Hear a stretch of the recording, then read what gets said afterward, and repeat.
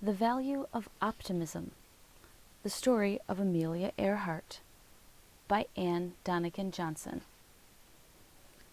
This story is based on the life of the most famous woman pilot in the world, Amelia Earhart, whose optimism helped her impossible dream get off the ground.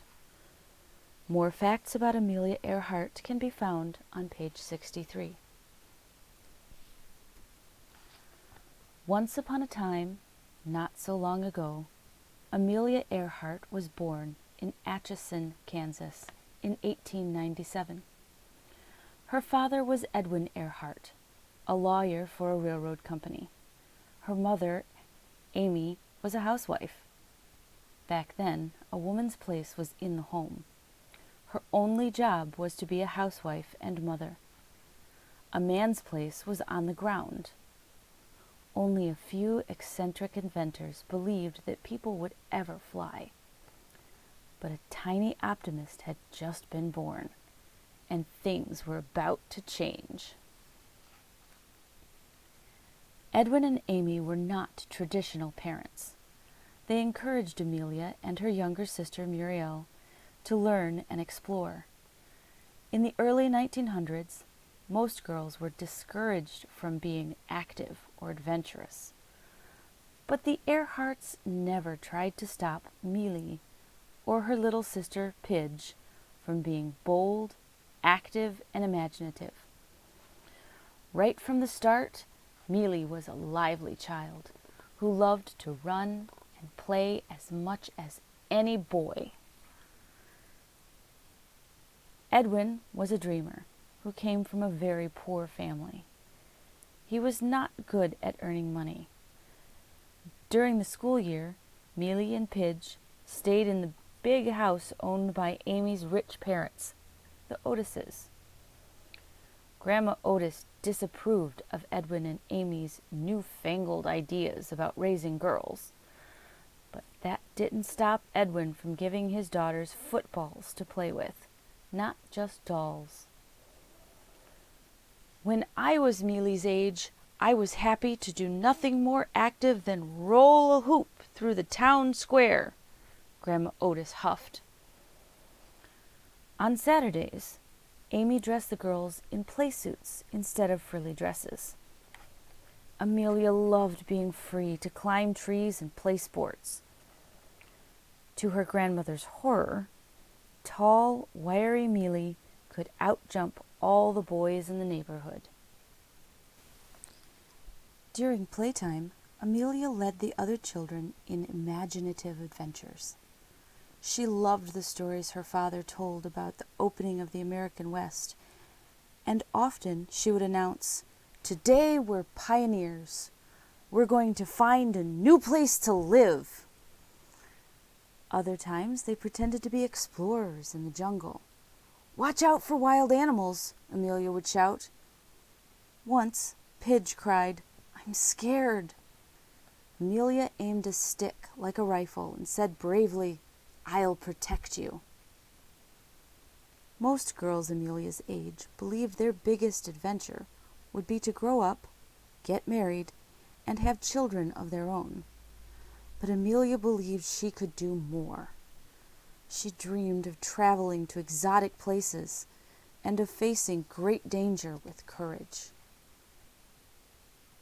Amelia loved to read, but she couldn't understand why nearly all of the heroes of adventure stories were boys. She believed that someday she could be a hero, too, or, in her case, a heroine. When Amelia was 7, the Earharts attended the 1904 World's Fair. There were many impressive sights, but Amelia was most excited by the gas-powered balloons racing over the fairgrounds. Just 1 year before, the Wright brothers had made their first historic flight. People all over America were very excited about flying. But Mealy was even more excited by the roller coaster. She didn't get a chance to ride it, but watching the roller coaster race along its rails gave her an idea. The very next morning, Amelia woke Muriel. "Get up, Pidge! We're going to build a roller coaster!" Muriel knew that once her older sister put her mind to something, there was no stopping her. So the girls and their friends built a roller coaster. The tracks were wooden boards greased with lard. They ran from the top of the shed to the ground. Amelia found a small cart and set it up at the top of the tracks. Amelia declared, "I'll go first." She jumped in the cart and took off. The wind ruffled her along, her long blonde hair as the cart picked up speed. Then suddenly, Amelia felt like she was flying. Flying! It was the most wonderful feeling in the world. Amelia looked up at the blue sky with its fluffy clouds. She saw a gray pigeon. The pigeon looked right at her and winked. With a sudden, hard bump, the cart hit the ground. Amelia quickly scrambled to her feet. She was wearing a huge grin. "It's fine till you get to the end," she said. "Let's make the track longer. Level it out." Amelia couldn't wait to fly again. One Christmas, Amelia got the sled she had asked for. She was excited because the sled had metal runners and would go faster than her homemade roller coaster. "Come on, Pidge," she called to her sister as they raced to a nearby hill. Muriel was eager to try the new sled too. But as Amelia began riding the sled down the hill, Muriel suddenly wished they had both stayed at home. At the bottom of the hill was a horse and wagon, and it was right in Amelia's path. "Look out below!" Amelia screamed. But the driver was wearing a thick fur hat. He couldn't hear the warning. Amelia managed to turn the sled slightly, but for a moment she wasn't sure she would be able to steer it onto a safer course. Amelia heard the fluttering of wings and a voice saying, "You can do it. Just believe you can." Amelia summoned all her strength and steered right between the legs of the horse. Whoosh! The sled scooted safely past the horse and wagon. Muriel ran down the hill. "Oh, Mealy, I thought you were a goner," she said with relief. Amelia laughed. "I knew I could do it." Then she remembered the pigeon. It had talked. While Muriel took the sled down a much easier hill, Amelia looked for the strange bird. "Hello," she called. "Are you out there, bird? I want to thank you." "For what?" asked a voice from above. Mealy stared. The gray bird looked like an ordinary pigeon. "But I can talk because you believe I can," the bird said. "Just the way you believed while you were on your sled." "You are crazy. And I'm even crazier for talking to a pigeon," Mealy declared. "I'm not just an ordinary pigeon. I'm Orville. And I'm going to show you you can fly." Amelia was stunned. How did the bird know that she wanted to fly more than anything? But flying seemed an impossible dream to Amelia. "People don't have wings," Amelia said. Orville winked. "You'll find a way." With that, Orville flew up into the sky. Amelia felt a stirring in her heart. "Someday I will fly," she whispered. Many years passed. The Earhart family went through some hard times. Amelia's father lost his job, then found another one in Des Moines, Iowa. So Amelia and Muriel had to leave the big, comfortable Otis home. After they moved, Grandma Otis died. But Amy would not receive her grandmother's inheritance for 20 years unless Edwin died.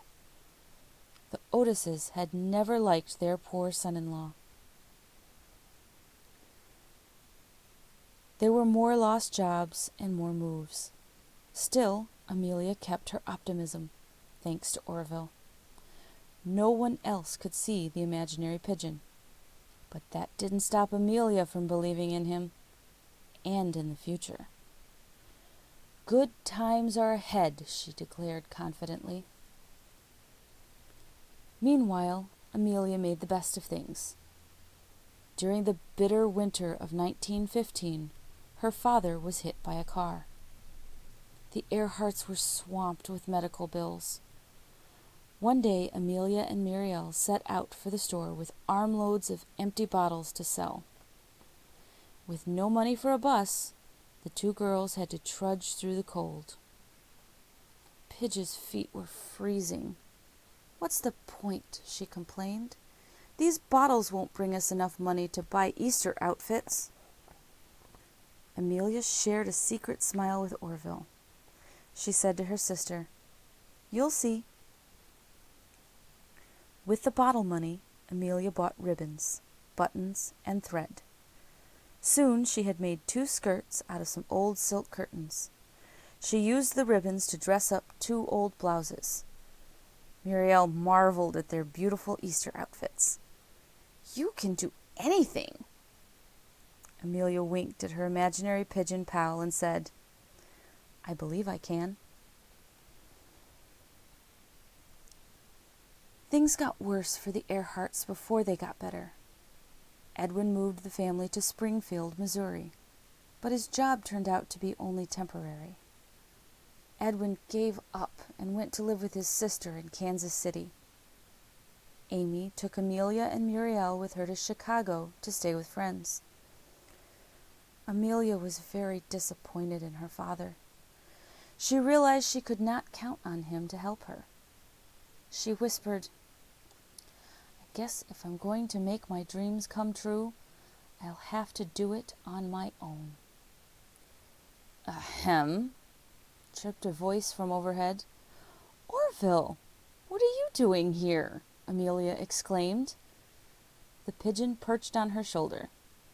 "Just reminding you that you can fly, as long as you believe and try." With that, he flew off. Amelia watched the birds soar. "Someday," she swore, "I'm going to fly too." When Amelia graduated from high school, the yearbook called her the girl in brown who walks alone. But she wasn't really alone. She had her family, Orville, and enough optimism to make her dream of flying come true. Amelia studied hard in school. She was elected class vice president. In her spare time, she kept a scrapbook of women achievers. She clipped articles from newspapers about women who became doctors, bank presidents, and other impossible things. Amelia and Orville liked to look at that scrapbook and dream. During the winter of 1917 and 18, Amelia witnessed the horrors of World War I. Amelia and her mother were visiting Muriel, who was going to school in Toronto. They passed 4 young soldiers on the street. Each man had lost a limb in the war. Amelia's heart went out to them, but she felt helpless. She whispered, "This war is so terrible, but what can I do?" "Do what you can," Orville urged. Amelia felt a sudden surge of energy. She turned to her mother and said, "I'm going to help these soldiers." And that's just what she did. Amelia spent the rest of the war at a military hospital in Toronto, working from 7 o'clock in the morning until 7 o'clock at night. Her upbeat attitude made her a great nurse's aide. Just being around Amelia made the soldiers feel better. Always optimistic, Amelia gave the soldiers hope along with their medicine. As a result of her work, Amelia met some pilots. They took her to the airport to watch the planes take off. The propellers whipped snow into her face. The ground seemed to shake with the roar of the mighty engines. The sound revived her dream of flying. Amelia attended an air show where a bored pilot buzzed the field. While the other spectators fled, Amelia stood her ground. Before soaring back up into the clouds, the plane passed directly over Amelia's head. All she could think was, "Someday I'm going to fly.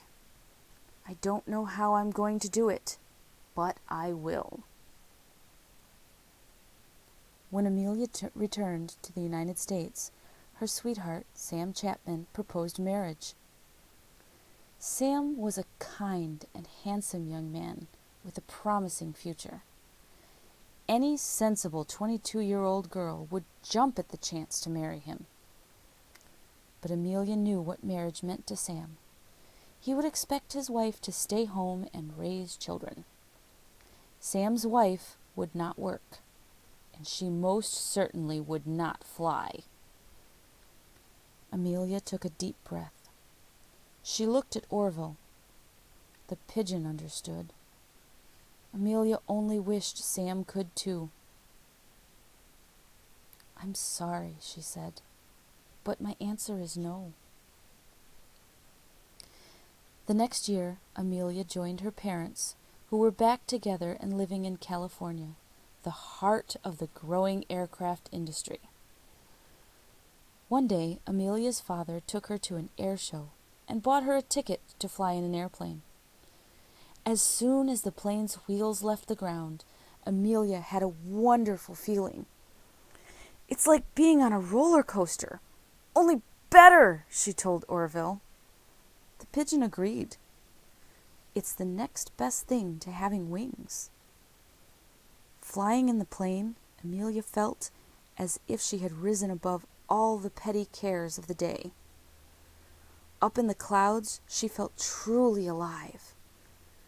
That night, Amelia told her parents, "I think I'd like to be a pilot."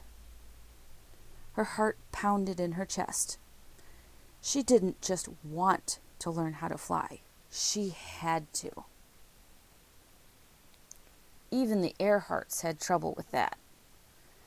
There were very few successful pilots at the time, and even fewer women pilots. But Amelia's parents knew how determined she could be. Before long, Amelia had her first flying lesson. Her instructor was a young woman named Netta Snook. Amelia loved taking lessons from Netta. She reminded Amelia of all the other female pioneers in her scrapbook. During her first lesson, Amelia learned to taxi the plane up and down the runway. The plane may have stayed on the ground, but Amelia's hopes were soaring. She whispered, "Orville, I'm learning how to fly." The pigeon cooed. "I knew you would." Within a month, Netta was calling her student a natural pilot. But Amelia could also be a bit of a daredevil. One day, Amelia was flying over a road, heading toward power lines that were only 8 feet apart. "You can't fly between them," Netta warned. "I can," Amelia declared. Then she steered away from the wires. "But I won't if you don't want me to." Netta sighed with relief. She looked at Amelia. She radiated confidence and the sheer joy of flying. Amelia had become a pilot. Only 1 year after her first flying lesson, Amelia earned her pilot's license. Now all she needed was a plane. Amelia sighed and said, "It's impossible." "Impossible? What's that?" Orville wondered. "It's something you just can't do no matter how hard you try, Amelia explained. The pigeon looked puzzled. How do you know you can't until you've tried? Amelia started to answer, then realized she couldn't. She laughed. You're right. I'll try. I'll do what I can. And maybe, somehow, it will be enough. Amelia got as many jobs as she could. She worked as a clerk for the telephone company and as a secretary in her father's law office. She opened a photography business. When that failed, Amelia bought an old truck and hauled gravel to construction sites. She swore, someday I'll have enough money to buy a plane. Orville believed her, because there's nothing an optimist can't do. Amelia's mother, Amy, missed Amelia. Between her many jobs and flying on weekends, she was never home. Then the Otis family home was sold. Amy gave some of the money to Amelia to buy a plane. As long as you promise to give up that truck and act like a lady, she said. Amelia laughed. She would gladly give up the noisy old truck. As for acting like a lady, Amelia liked that idea, as long as being a lady included flying a plane. Amelia had her plane painted bright yellow. She called it the Canary. And next to Orville, the canary was her favorite bird in the world. In those days, airplanes were hard to fly and not very safe. The Canary had its share of mechanical problems and crash landings. One day, Amelia was flying with Netta when the Canary suddenly stalled. "Look out for the trees!" Netta cried. But there was nothing Amelia could do. The Canary crashed into a stand of trees. Branches tore through the plane's belly and bent the propeller. Netta crawled out of the wreckage. She wondered if Amelia was all right. Netta looked up and saw Amelia standing on top of the Canary, putting on her makeup. "We must look nice when the reporters arrive," Amelia joked.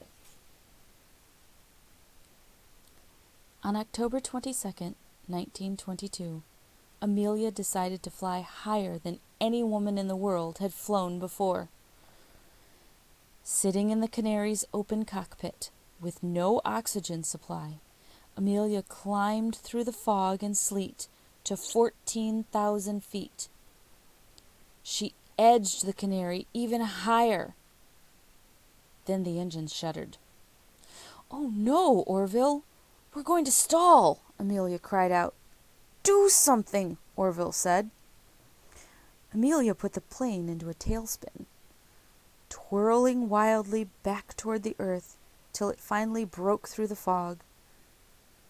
Then Amelia leveled off the plane and came in for a safe landing.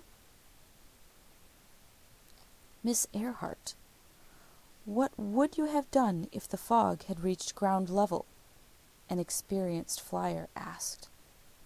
Amelia blushed. She hadn't even considered that possibility. Amelia grinned anyway. "I did it, Orville," she whispered, "and I've only just begun." But flying was expensive. Amelia couldn't afford to keep the Canary in the air. She sold her plane to buy a big yellow car and accepted her mother's offer to pay for college classes back east. Amelia loved to learn, but Amy could only afford to send Amelia to school for 1 year. Amelia found a job teaching English to foreign students at the University of Massachusetts. She liked teaching. Once again, Sam Chapman proposed. "Will you marry me, Amelia?" he asked. Amelia sadly refused. Though her dream might seem far-fetched to everyone but her and Orville, Amelia just could not give it up. "I will fly someday," she promised herself. "I will, even if it means I never say I do." Amelia took a job at Dennison House in Boston. The settlement house was in a poor neighborhood where immigrants struggled to learn English and make their way in their new country. Amelia brought her clerical, nursing, and writing skills to the job. She also brought her optimism. Amelia believed that social problems like poverty and prejudice could be cured and even prevented. She worked tirelessly to make sure the children of Dennison House got an education and enough to eat. She also made sure that they had fun. Amelia loved to play with the children and take them for rides in her car. On weekends, Amelia pursued her hobby of flying. She attended lectures sponsored by the National Aeronautics Association, NAA, and gave demonstration flights for an airplane company. Amelia did whatever she could do to be near planes. Sometimes she got discouraged. "I'll never be a real, full-time pilot," she told Orville. The pigeon agreed. "That's right. You never will. If you give up. But if you try..." Amelia grinned. She could never feel hopeless for long. One day in April 1928, Amelia got an amazing invitation. It was a chance to cross the Atlantic Ocean by plane. Since Charles Lindbergh's flight less than a year before, 14 flyers had been lost at sea while attempting to cross the Atlantic. Now, a wealthy Englishwoman named Mrs. Guest wanted to try. Her family objected to the risk. Mrs. Guest agreed to skip the trip if an American woman with the right image could be found to replace her. George Palmer Putnam, publisher, author, explorer, and a genius when it came to publicity, hoped to find that special woman.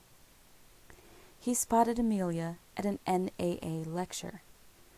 Not only did she have flying experience, poise, and the optimism to take on a dangerous challenge, she also looked like Lindbergh's younger sister. GP, as he was known, took one look at Amelia and knew he could make a famous flyer. The plane Amelia was to fly was called the Friendship. With its 72-foot wingspan and 3 powerful engines, the Friendship was larger than any plane Amelia had ever flown. But that wouldn't matter. Though Amelia was officially captain of the flight, the real flying would be done by a veteran pilot named Bill Stultz and his co-pilot, Slim Gordon. Amelia would just keep the ship's log, and GP would make sure the world watched. Bad weather delayed the flight, and with all the equipment on board, the plane was too heavy. The crew dumped everything that wasn't absolutely essential, including the spare fuel. Then, 300 miles out of Trepassey, Newfoundland, the Friendship flew into a snow squall. Ice formed on the wings. Stultz lowered the plane so fast, Amelia slid across the deck and banged into the oil drums. That was only the beginning of their troubles. By dawn, the radio was dead. The exhausted Stultz had been flying for 19 hours. There was only 1 hour of fuel left, and the Friendship was lost in the fog. They flew for another half hour before Stultz spotted some fishing boats below them. Amelia saw the coastline come into view, and she shouted with joy, "Land!"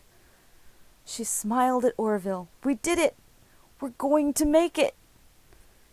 The Friendship landed in Buryport, Wales, 3,000 miles from Boston. A huge crowd gathered to see the first woman to cross the Atlantic by plane. Amelia was mobbed by reporters and fans.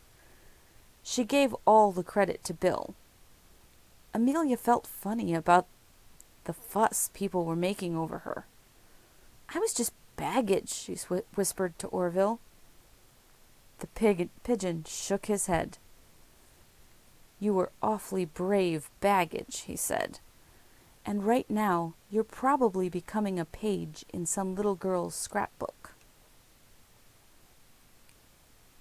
Orville was right. The front page of the New York Times read, "Amelia Earhart flies the Atlantic. First woman to do it. Tells her own story of perilous 21-hour trip to Wales. Radio quit, and they flew blind over invisible ocean." Suddenly, Amelia was a celebrity. She wrote a book for GP and went on a national book tour. He also arranged for product endorsements, speeches, parties, and a ticker tape parade up Broadway in New York City. Amelia would rather have been flying, but she had learned what all pilots knew: no pay, no fly. Amelia turned to Orville and vowed, "Someday I'll earn enough money to fly my own plane across the Atlantic. I'll prove I'm not just baggage." Orville nodded. "I know you will." Amelia discovered that there was a useful side of being a star. "When I say things, people listen," she told Orville. Amelia decided to use her fame to help other women who wanted to fly, and to promote flying in general. In 1929, Amelia entered the Women's Air Derby, the first cross-country competition for women pilots. Many people thought women were not suited for flying, but the demanding 300-mile race proved them wrong. Amelia felt a great bond with the other female flyers. Together, they started an organization named the 99s. It was dedicated to improving opportunities for women in aviation. Amelia became the first president. Amelia convinced the Federal Aeronautics Institute to set up a separate classification for women's altitude, speed, and endurance records. Then, in 1930, she set records in all 3 categories. She helped organize a new airline connecting New York, Philadelphia, and Washington. It was the first shuttle. As aviation editor for the Cosmopolitan magazine, Amelia encouraged other women not to be afraid to fly. GP coached her in the art of making public appearances. He taught her how to pose for photographers and how to answer reporters' questions. Amelia never liked the circus side of flying, but she knew GP's publicity efforts were a necessary part of keeping her in the air. As for GP, he was in love. He proposed to Amelia 6 times before she finally agreed to marry him. Amelia realized she had finally met a man who did not want to keep her grounded. In fact, GP would help her rise higher than even she had ever imagined. One January morning in 1932, Amelia looked across the breakfast table at GP and asked, "Would you mind if I flew the Atlantic?" This time, Amelia was determined to do all the flying herself, just like Charles Lindbergh. No other pilot, male or female, had accomplished this feat since Lindbergh. GP smiled. Of course he would help. Just before takeoff, Amelia told reporters, "I am confident of success." Within hours, Amelia was flying for her life. A weld had given way, and flames were shooting out of the plane's engine. Amelia switched to the reserve fuel tanks and found out the gauge was broken. Now she had no idea how much fuel was left. A violent electrical storm buffeted the plane. Amelia flew higher to escape the storm. Then ice formed on the wings and sent her into a spin. The plane plunged down so close to the sea that Amelia could see the waves breaking below her. She struggled to keep the plane from crashing into icy water. The tachometer, which tracks an aircraft's speed, and the altimeter, which measures altitude, were both broken. The cabin reeked of gasoline. For a moment, Amelia panicked. She was tired, hungry, and terribly afraid. She cried, "I can't do it!" Orville pecked her shoulder gently. "You can, and you will." And that's just what she did. Amelia landed in a big meadow near Londonderry, Ireland. She had crossed the Atlantic in 15 hours and 18 minutes, the fastest crossing on record. Heads of state from all over the world sent cables congratulating her. But the praise that meant the most to Amelia came from other pilots. One said that anyone who could cross the Atlantic with a cracked engine and a broken altimeter and tachometer was a real flyer. This time, Amelia felt she had earned the ticker tape parade. She laughed and told Orville, "I am not baggage. I can fly." Soon, Amelia wanted an even greater challenge, to fly around the world at the equator. Including all the zigzagging flight segments, the total distance would be about 29,000 miles. GP arranged for fuel and supplies at stops along the flight route. He got landing clearances and other official documents. The flight was the kind of enormous undertaking that only two optimists would dare to attempt. There was trouble from the start. The heavy-laden Electra crashed during takeoff. No one was hurt, but the plane was badly damaged. Amelia was tired and unsure of herself. "Orville, I think it was my fault. What if I'm not up to this flight?" Orville shook his head. "You are, if you believe you are." Amelia took a deep breath. She thought of all the hard work GP had done to arrange her big flight. And she remembered all the little girls she'd met during her lectures across America. She didn't want them to have an item in their scrapbook that said, "Amelia Earhart gives up." Amelia gave Orville the pilot's thumbs up sign. "I'm ready," she said. "I can fly." Mechanics worked overtime to repair Amelia's broken Electra. But the delay meant a change in the flight plan. Because the seasons and weather patterns were changing, Amelia and her navigator, Fred Noonan, would have to fly east to west, not west to east as originally planned. The toughest part of the flight would now be the last leg. After covering 22,000 exhausting miles, Amelia faced the awesome challenge of flying from Lae, New Guinea, across 2,500 miles of empty ocean to tiny Howland Island, a speck of an island in the vast Pacific Ocean. An optimist believes that things will always go well, but sometimes, even in a great optimist's life, things go wrong. That is what happened to Amelia Earhart during her last flight. She and Fred came close to Howland Island. Then their radio failed. No one knows for sure what happened after that. During the next 16 days, 4,000 men on 10 ships and 65 planes searched the 250,000 square miles of ocean.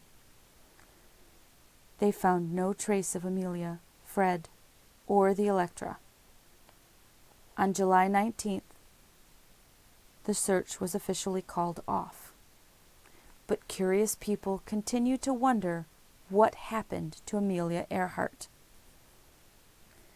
Some optimists believe that Amelia landed the Electra on one of the many uncharted islands dotting the Pacific. Other people wondered whether she deliberately disappeared as a part of a plan to spy for the American government during World War II. There is no evidence, however, to support either of these beliefs. Her pilot friends thought Amelia died as she had always wanted to, quickly and in her plane. One thing is certain. Modern air travel would never have gotten off the ground without brave optimists like Amelia Earhart. Her courage inspired many dreamers to believe the seemingly impossible is possible if you believe in yourself and try your best.